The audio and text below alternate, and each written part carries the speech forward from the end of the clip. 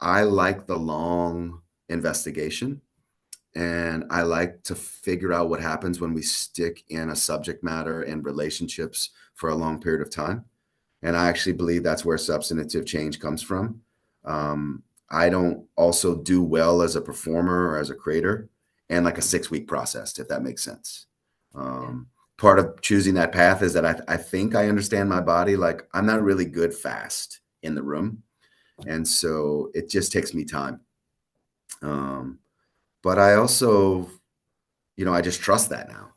Um, and I'm okay to interrupt that as well for certain processes.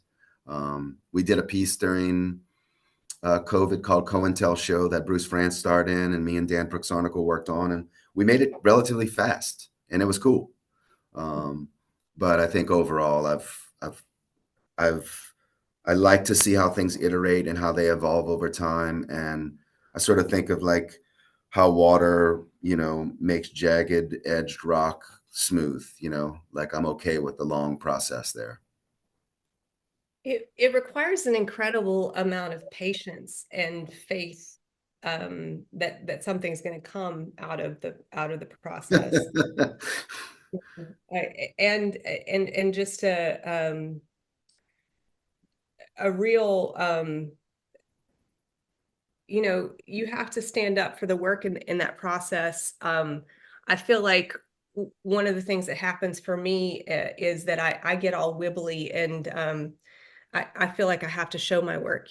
So I remember there was this moment of tension, for me when we were starting into COVID, and you and I were the two people that came forward to Roots and said, we need to start having conversation Mhm. with the community.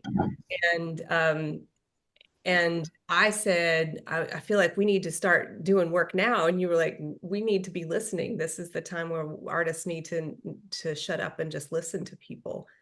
And I feel like there's this like beautiful tension between those two impulses in that moment of crisis, especially for artists, of like who's the frontline first responder, and who's the fourth, fifth, and sixth line responder. I Yeah. think you're so right.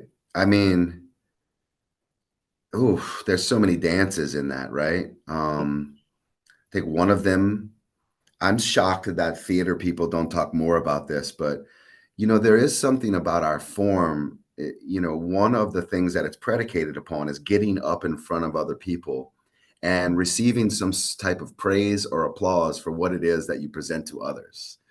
There's that part of it. There's also a very deep ritualistic part of it that's about getting together in an intimate spaces, sharing story. So I get confused like anybody else when, you're not on stage for 3 years and somebody's like, do you even work anymore? Are you an actor? Like, no doubt about it. I mean, there's something about you being seen and witnessed that is very important to my identity, of course.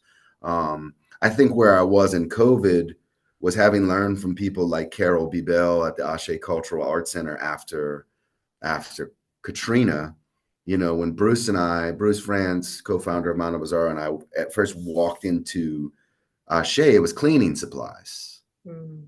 And I was like, oh, there's a time and a place for everything.